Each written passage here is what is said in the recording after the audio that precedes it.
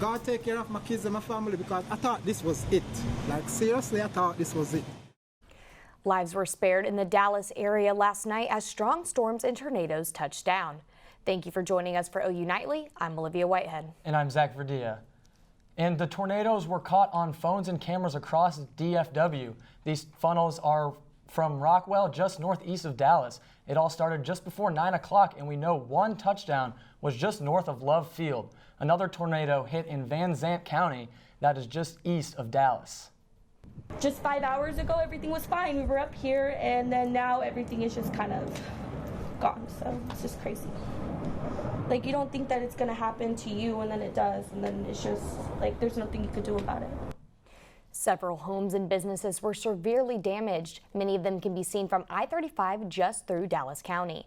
Just over a dozen people were injured, but none of them seriously. Last night, many Oklahoma counties were under tornado watches and severe thunderstorm watches. And while there were no reported tornadoes in Oklahoma, Dallas had 3 in just a few hours. Meteorologist Marisa Nuzzo joins us with a storm wrap-up. Marisa? Thanks, Olivia and Zach. Last night was definitely a very scary scene for the Dallas metro area. The last time that Dallas saw tornadoes like this in October was 50 years ago in 1969. So let's track out exactly what happened last night and what these people were seeing through the storm reports. So let's pull up Barron really quick.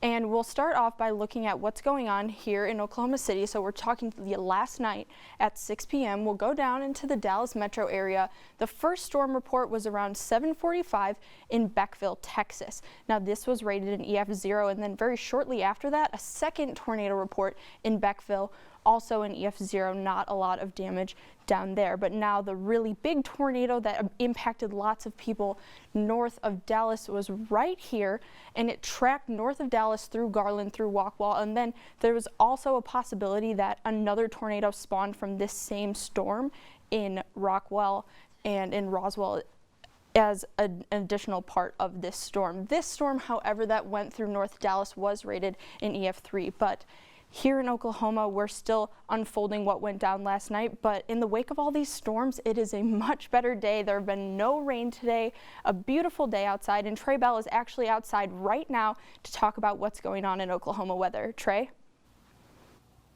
Thanks, Marissa. It's an absolutely gorgeous day outside right now. We're at the McFarland United Methodist Church Pumpkin Patch fundraiser, and if you're looking for a pumpkin to take home, maybe carve it or turn it into a pumpkin pie if you're ambitious enough to do that, this might be the place to come. Also, too, we'd love if you send in your pictures of the pumpkins you've carved into OU Nightly on both Facebook and Twitter. But in terms of weather, last night we had a cold front move through, dropped our humidity, it dried us out. We're also sitting in the 60s. I couldn't think of a better day to be outside. Looking across the state, it's absolutely gorgeous right now, and we're sitting in the 70s and 60s pretty much everywhere. But later in the week, we do have some big changes on the way. We're talking temperatures in the 30s, as well as some rain chances in the forecast again. Marissa's going to break all of that down later in the newscast, but for now, back to you in the studio. Well, thanks, Marissa and Trey. Now, if you were watching Sooner football on Saturday, you probably know the most memorable moment was not OU's victory against West Virginia. Instead, OU Nightly's Tatum Wilson tells us about the moment that followed the Sooners' 4th touchdown in the second quarter. A celebratory moment that quickly turned scary, silencing a normally raucous crowd of 82,000. The Sooner Schooner took a fall Saturday afternoon, throwing a roughneck and Lil Sis to the ground after the ponies Boomer and Sooner took a turn they've made many times before. I was anxious, but also at the same time, I was like, wow, has this never happened before? Like, what happened? Like, I was just like, what happened to made it tip over? Because obviously they've done it before, so what was different this time to make it fall? OU Athletics released a statement soon after the incident saying they think the spill was due to weight distribution, but that everyone involved and the ponies seem to have no injuries. Yeah, I was nervous, scared for the people in it, and then just relieved when I saw everybody get up and okay. People for the Ethical Treatment of Animals, better known as PETA, took to Twitter to comment on the schooner spill, saying in part that exploiting animals for sports is unnecessary and dangerous, and OU should keep horses off the field. I think PETA needs to stay out of it, and before they actually come in and make their own investigation and make their own conclusions, they need to stop making assumptions based on like a 30-second clip. This is not the first time the schooner has taken a fall, but the last time was in 1993.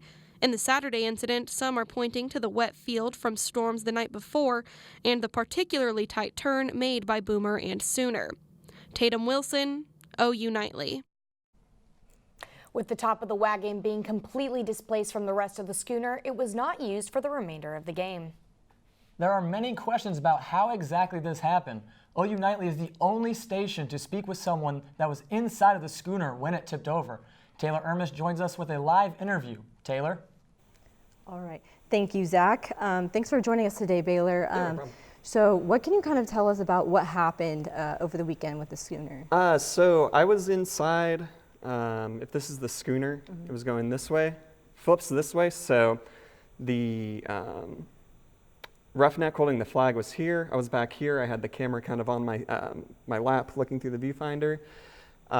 It went pretty fast. It was actually really fun until that point, of course. Yeah, of course. It was bumpy, but whenever it flipped over, I kind of fell with the camera. And I didn't know what was actually happening until I had flipped with it. So, and you said there's only two people there's in only there, two people because in some it. Me people and the are roughneck. thinking Yeah, I that was there's kind of seeing that. some It was more kinda weird. people. Yeah, so there's only two people in there. Only two people. And you said you were with your camera equipment. Yes. Is your camera equipment okay? So the camera's fine, the lens is fine, the RF transmitter and the belt pack that I use to talk back to the director for big screen, those, they're not good, but those are replaceable. I mean, they're cheaper parts of the camera, camera itself, way more worried about that, and it turned out fine. So. Yeah, so you're okay though, yeah, right? I'm good. Okay. Yeah, just bumped. Is everyone else okay? From what I've heard and read, yeah, everyone else is good. So. Okay, well that's good. Yeah, that's absolutely. Good, for sure. And what was kind of the initial reaction to when that happened in that moment? Because obviously that's a little bit shocking, and shocking for everyone else as well. Yeah. I was definitely a bit rattled. Definitely did not expect that. Obviously, like they were saying, that hasn't happened since like 93, I think. So, yeah, 1993. 1993, and so like, I was just like, oh wow, I hope that wasn't me, and luckily it wasn't or anything. So you said that you knew kind of the reason why. So I don't know the reason why. Okay. Just from what I could glean off of what I've read, what I've been told, it was because of the wet grass, and just like a number of things. So yeah. For sure. Well, thank you again for being here today again, and thank you. Back to you in the studio. Thank you, Taylor. Trump's Miami resort won't be hosting the G7 leaders this year. The controversy behind the decision and plans for the summit's relocation when we come back. Plus, a new program helping students to deal with stress and bad moods when we return.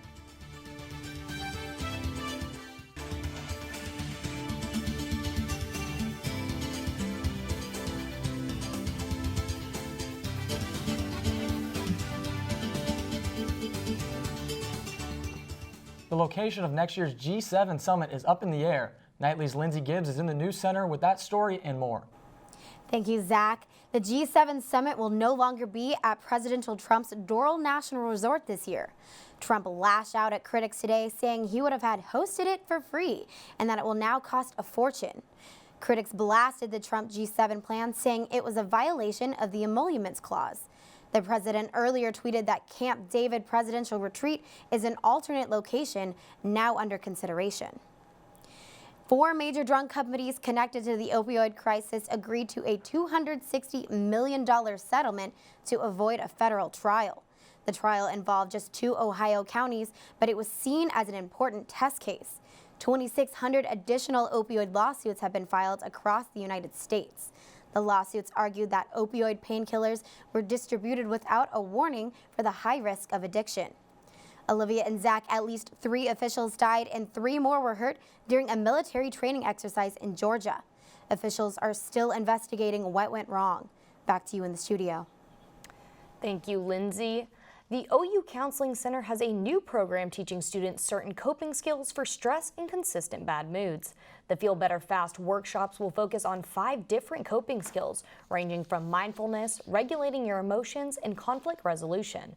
One OU student ranks her main causes of stress and explains how this program could help. School, just grades in general, like assignments, tests, and then I would probably say in second place is probably just social life and like managing all of that. We can take all of that energy that we're putting towards being stressed and learn how to manage it and put that energy into something that can be productive. You can give OU Counseling Center a call to become a member and to join the workshops. And Marisa Nuzzo has a look at today's weather. That's right, guys. Since the beginning of this newscast, we have an update on tornadoes here in Oklahoma from yesterday, so I'll have the latest information right after this break.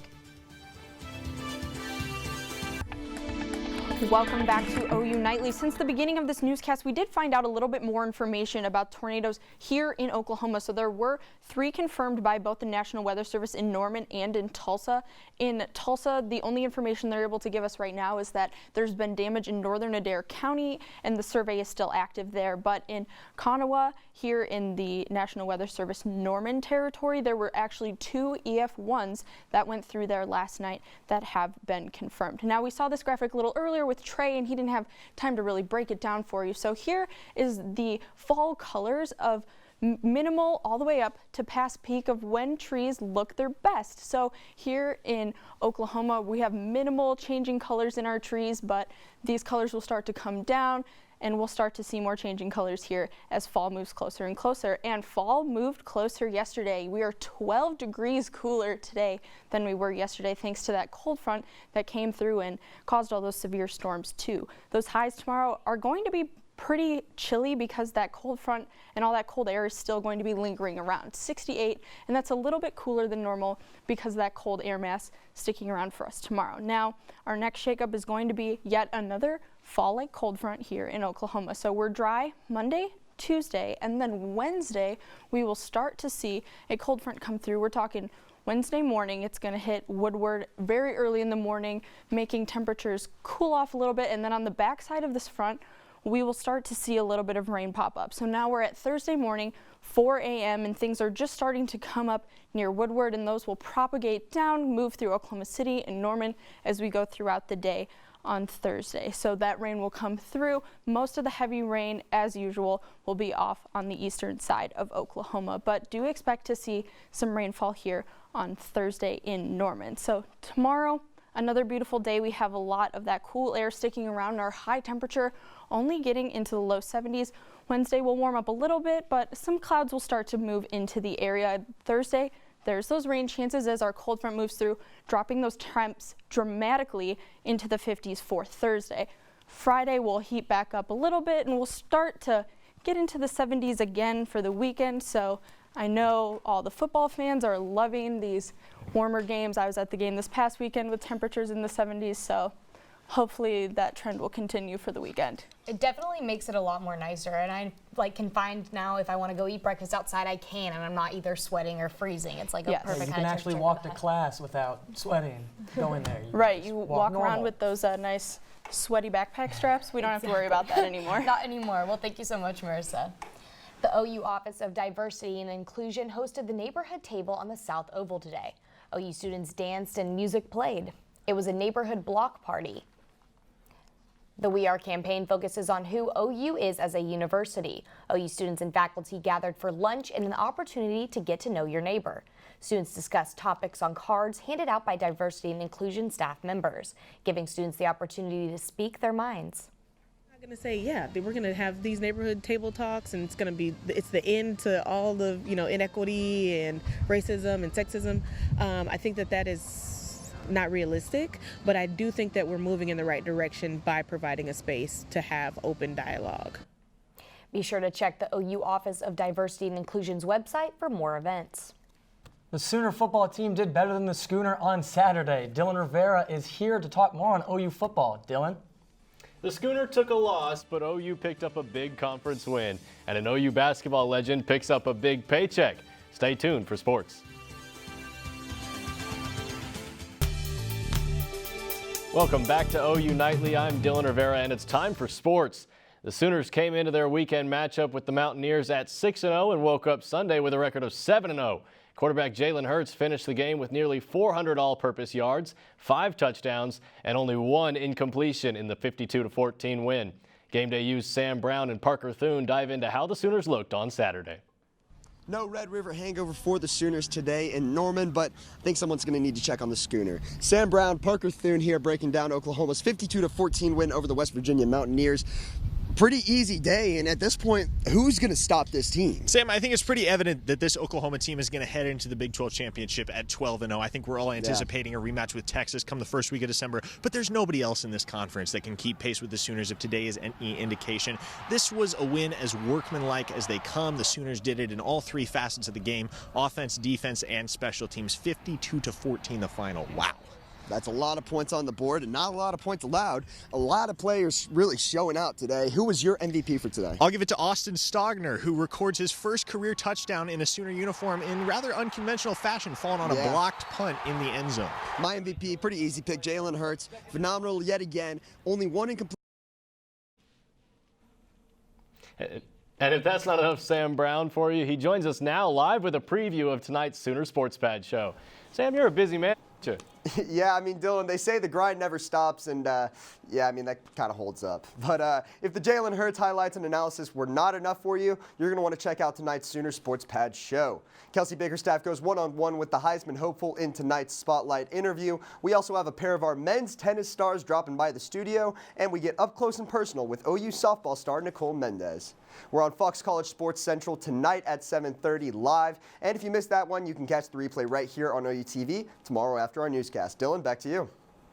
Thanks, Sam. If you need a couple of dollars, try asking Buddy Hield for some cash. The former Sooner guard signed a 4-year, $94 million extension with the Kings this morning.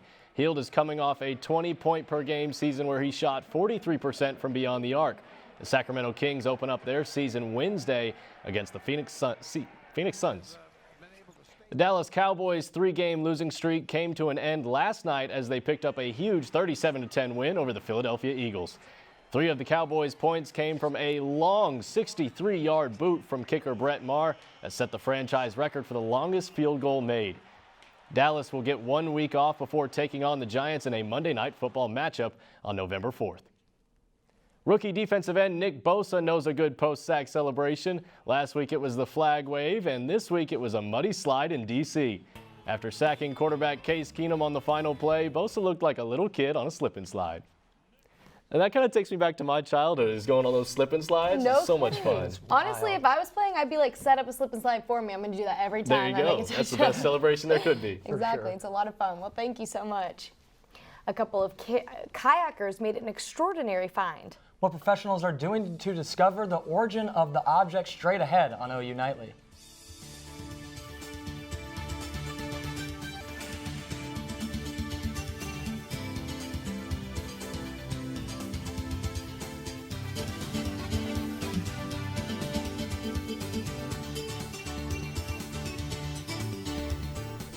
I'm Emily Johnston at the OU Nightly Update Desk. The Associated Press is reporting 3 people dead in eastern Oklahoma after last night's storms. We also know late this afternoon, the National Weather Service determined there were at least 2 tornadoes in southeastern Oklahoma. 3 tornadoes hit the Dallas-Fort Worth area. Damage can be seen from I-35 going through Dallas County. There's good news. There's no serious injuries. That's it for now. Back to you in the studio. Thanks, Emily. One kayaking trip led 2 sisters to discover an ancient bear skull. Last August, Ashley and Aaron Watt were taking a trip down the Arkansas River when they found a skull sticking out of the sandbar. Their shared photos on Facebook caught the eyes of the state's Department of Wildlife, Parks, and Tourism. It's believed the skull was being preserved in the sands of the river before it was displaced by major floods earlier this year. Paleontologists are in the process of determining the age of the skull and hoping to verify that it belonged to a grizzly bear. And Marisa has an update on weather for us. That's right. So we're back in this fall pattern with cold fronts in and cold fronts out. Last night, cold front made a lot of drama for us in Oklahoma and some serious damage down in Texas too. But our next cold front we're expecting to come through during the day on Wednesday, so we're going to see most of the effects of it on Thursday, which means temperatures are going to drop into the lower 50s for high temperatures, and we have a potential to see some rain pretty much all day. But after that, it'll recede back like it always does, and we'll start to even things back out again. We'll get up into the 60s on Friday, Saturday, and then to the 70s by the end of the weekend. So we'll be back into a normal pattern. Sounds good. Well, perfect. Thank you so much. And thank you guys for tuning into OU Nightly. We're live every weekday from Gaylord Hall on the campus of the University of Oklahoma. We'll see you back here tomorrow night live at 4:30. Have a great evening. Good night.